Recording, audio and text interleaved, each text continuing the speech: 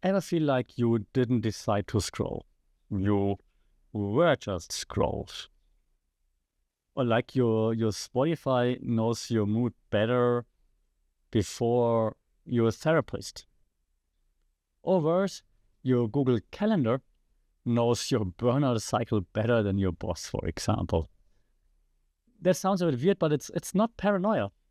It's DNA, information, environment, right? And in today's episode, we're diving into what that means for our jobs, but also for creativity, identity, democracy, and whether being human is just a temporary glitch in the matrix.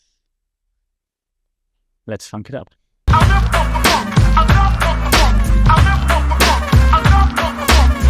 So, Sawadee Krab and welcome to another episode here for the Funk It Pod, Mindful Media and Communication. And welcome to the new culture where the algorithm is your culture now. Welcome to the era of algorithmic curation. Your world optimized to the point, to your personality. You don't choose what to see anymore. You're shown what you react to. Emotionally, politically, financially. And Marshall McLuhan was right back in the day when he said the medium is the message. Meaning the medium influences the way we understand the message that's being sent. But now, 2025, the medium is predictive, invisible, and scalable. So the impact that the medium has on us, how we understand messages and how we send, receive, and understand messages, completely changes. And there are a few theories that relate to that. Way back in the day, back in the day, Baudrillard, he talked about hyperreality. That was before social media. He said, we don't know what's real and what's not real. We're watching so many things on TV back then that we're not sure, is this real or is it scripted sometimes? Now, we already passed the social media era where those lines have been blurred even more. Now we're in the AI era where we really have no clue like what's real, what's not. Baudrillard, he talked about we're watching or we're consuming simulations and we're living in simulations, not like in a computer simulation, but in a simulated reality, mixed between what's real and what we see on TV. Or for us, mixed what's real and what's on social media, mixed between what's real and what the AI tells us is real. And in addition to this, very famous theory when it comes to communication media is the public sphere theory, Jürgen Habermas. And that theory, you take it, you break it, and you throw it away. Okay, I did this for the clicks. But listen, the public sphere, is it still there? I don't think so. It has no shared space for discourse anymore. Habermas was like, hey, the media is the shared space where we can discuss things. There's discourse happening, and that then leads to people building and forming opinions. And that was true back then. That was true somewhat during social media. In the beginning, we all on MySpace sharing ideas and stuff like this. But then eventually more fragmented and so on. Yeah, but still somewhat true. But now, hyper-personalization, AI just twisting, tweaking everything it shows you. And I'm not only talking about ChatGPT, like the AI algorithms for TikTok, Instagram, whatever it might be. You just see things, and I talk as Alex Jones right now. Oh my God, you just see these things that are optimized for you in particular. Crazy. So how are we supposed to discuss things if we never see the same things?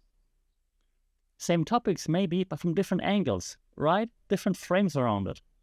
So how can we even discuss what's real, what we think, if we have different starting points, different angles to look at things? Oh God. Yeah, if your feed knows you better than your friends do, who do you trust more to shape your worldview? Do you listen to your friend because your friend picked up something somewhere, maybe even at uni, God forbid? Or do you believe what's in your feed because your feed knows this so well and shows you stuff that you're interested in, that you agree with? Yeah, exactly. Who optimized everything? Hey, welcome. And the thing is, what happens to you when everything you consume and you see is personalized? Yeah, and I mentioned it before on the pod, I teach digital marketing, right? So from a marketing point of view, personalization is great. But here's the thing. Personalization, it tells a big lie. Personalization doesn't make you, you. Personalization is formatting you. Okay, I mean, the hat on, conspiracy hat on, tinfoil hat, ready? Personalization is formatting you to be predictable. Putting you in like the small, tiny little boxes that we can pull you out and be like, I know how you behave. Here's the content you like. A hyper-personalization, one of the trending buzzwords 2024, 2025. Hyper-personalization kills friction. Great, smooth, right? Get the stuff you're interested in. Here, I know you're thirsty, go drink. Awesome for marketing. But for real life, friction is where real life happens. If something is friction, there is friction, you have to think. What is it? Why is there friction? How can I overcome it? What does it mean? And you're growing. If there's no more friction, will there still be growth? Or will it just be outsource everything, let the algo take the wheel? There's another theory to this, right? It's about like the personal drama, your personal face, your personal performance, and also Postman, like it's Goffman and Postman talked about this a lot.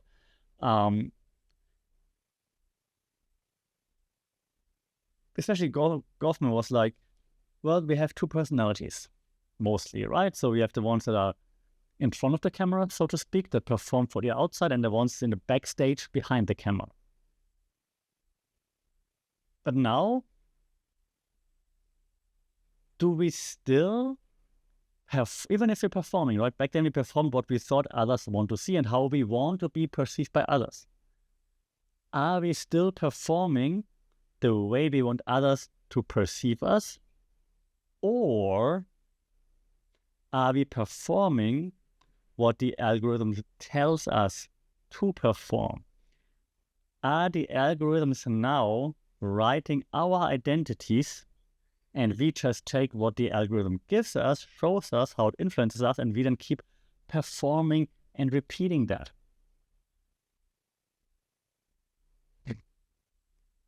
Think about it. We have, and I understand this could be understood as me hating on AI. I'm not. Actually, I'm a proponent of AI, to be honest. I like it. It makes things better, easier, faster. But think about it. There are AI therapists, right? There are grief bots. There are virtual friends, which is great. Until comfort gets replaced by emotional outsourcing. Then it's not great anymore. So what happens when life is too optimized to actually feel alive?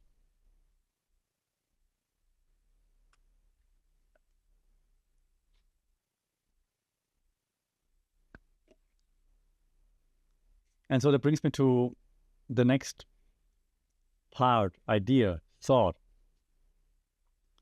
Hope versus horror. Is there hope in what AI brings us, or should we be horrified? And well, there's hope, right? AI can be like the great equalizer, if you will, for access, for creativity, for learning support, multilingual translations, inclusive design. So much potential, which is amazing. Horror? Bias can be scaled to the nth extent very quickly. Truth will be fragmented. You know that AI is programmed to all agree with you and show you what you're into, so we don't see the raw truth, we see truth from our point of view, no matter the topic, no matter the tool. Not a great base for democratic conversations, right? And eventually that might lead us to stop thinking because we're just too busy prompting the whole time. Tell me this, tell me that, tell me this, tell me that, help me with this, help me with that. Great. But at what point are we thinking? And that's not just me making that up, even though if that actually happens, I'm going to claim lots of credit for that. There's theories. Technological determinism theory, for example, versus social shaping of technology, right? What shapes what? Does determinism, technological determinism says technology shapes society. We're developing new technology. The technology influences how society behaves. On the other hand, you have social shaping of tech, meaning society, the needs for society shape the technology that's being developed. Okay. Can we actually stop the development of technology? In this case, AI. Do we want to? Can we? Yeah, I think it's at a point where we can steer the ship, of course. Where are we sailing with the AI? But if we're honest, we don't know how to sail, how to steer the ship. And most of us that are using it, we're kind of like, I know, scrolling the lifeboats, if that fits, if our ship has lifeboats. It's not a pirate ship.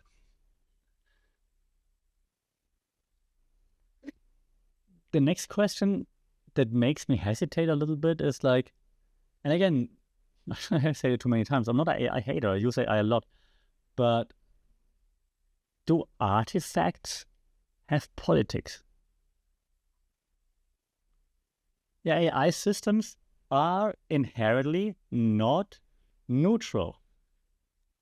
They all run on value systems given to them, encoded by whoever programmed it. Be that OpenAI, be that Google Gemini, be that Anthropic, be that DeepSeek, whoever, Meta, Snap, you name it. So no AI ever is unbiased. It's neutral. So the politics that impact the company that runs the AI, yeah, TikTok too, AI algorithm and so on. So if the politics impact the company, of course, the output that the AI gives us will also be impacted, right? So we keep asking what AI can do, but maybe the real question actually would be, what will we stop doing because it can do it for us? Yeah, do we outsource lots of decisions, for example, just because I can and we're too lazy to do it? And this leads me to one of my favorite points to discuss: creativity, intelligence, consciousness. Is it now being redefined or being replaced? If AI, right, writes a novel that wins a prize, what does it say about creativity?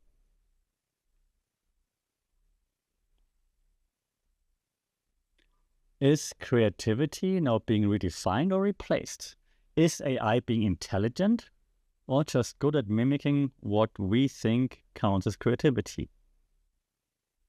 Maybe creativity is not just producing things anymore, but curating things, adding context to things, rather than just writing a novel. It is this famous thought experiment of the Chinese room, right? You're probably familiar with that. So are we now seeing more syntax without semantics, is the question. The thing is, if you're looking at like Gardner, for example, Gardner's intelligence, right?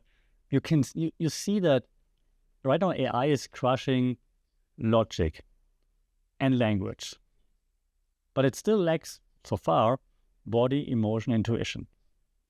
So far. So that means to me that the real creativity is not necessarily just the output, the essay, the novel, the song maybe even, but real creativity means also struggle, surprise, missteps. Can machines desire something? So for me, and I'm gonna rebuttal myself in just 10 seconds, but from my point of view, first, creativity isn't just output, okay? It's obsession. So the question is, can the algorithm obsess?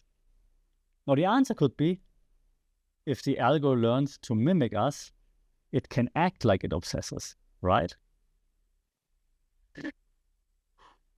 Rabbit hole wide open. Which then leads me to my main point, I guess, or the main takeaway, media literacy. And media literacy has been a buzzword for a long time, and that's why I'm a bit annoyed with it, because we call it media literacy 3.0 or something, or call it like something different. But media literacy changes. It has to change completely to what we considered media literacy up until now, okay? Deepfakes, yeah, synthetic news, AI anchors, like, great, welcome to simulation broadcasting. No one cares, that's okay. The thing is, it's not just about fact-checking. Fact-checking should be the base level, okay? There should be the base, yes, it's important to know, but everybody should be taught that all the time. It should be the base level. Everyone should be familiar with it. What we add to that now is what I want to call system checking, okay? You got to teach young people and old people how truth is made. Not just what's true, not this is real, this is fake. We have to teach them, how is it being made? Why is it being made? Why do you see what you see? Every algorithm has an agenda, be it generative AI, ChatGPT, Gemini, whatever, be that social media, TikTok, IG, and so on. Every algo has an agenda. Why do we see what we see? Who benefits from showing this to me? Why would they tell me that? Social media, Gen AI, everywhere, ask those questions. We need to make sure that we don't forget how to think critically. And it's such a buzzword. I understand that. And hence it's like, yeah, sure, you teach, you talk about it, you're just a boring teacher. It's important that we don't forget to ask those questions. Okay, so teach young people how truth is being made, not just what is true. And let me throw in a few more theories, just so you see that I'm not the only one making this up. Very basic communication theory, communication 101, Hall encoding and decoding theory. What you see, what you receive as the message is not what was sent as the message, right? So the model suggests that, okay, there's a sender and there's a receiver. And while the sender says something, the message goes through a medium, and then there's some noise in between, distractions, whatever it might be. Then it goes to the receiver, and the receiver understands the message in a way that he, she, they, them understands it. It's never exactly how the sender meant it. Cultural distractions, for example, personal distractions, medium distractions, whatever that might be. Now there's even more of those distractions in there. Algorithm, personalization, hyper-personalization, right? Adding different things to it, different angles, different frames. What you see is never what was sent. There's always something added to it. Why? Who benefits from that? Ask those questions. And to also add some philosophy to it, like, yeah, Noam Chomsky or even Herman talk about propaganda models, that media is using propaganda to influence us. Sure. And now we've got filters that are AI-driven and customized, hyper-personalized per user. By filter, I don't mean like face filters. I mean filters of like, what do we see? What news do we get? If you're using DeepSeek, for example, you can talk about Tiananmen Square, of course, because it's a Chinese company, right? Just one example. So be aware of that. We are outsourcing thinking, acting, decision-making to those algos. And it's great to have support to get things done easier and so on. But if we also outsource critical thinking, decision-making, empathy, and all those things, then we are losing what it means to be human. And then we are on the wrong way down. Holding on to my tinfoil hat. Okay, so don't go down the road. Media literacy is the new, maybe even number one civic skill.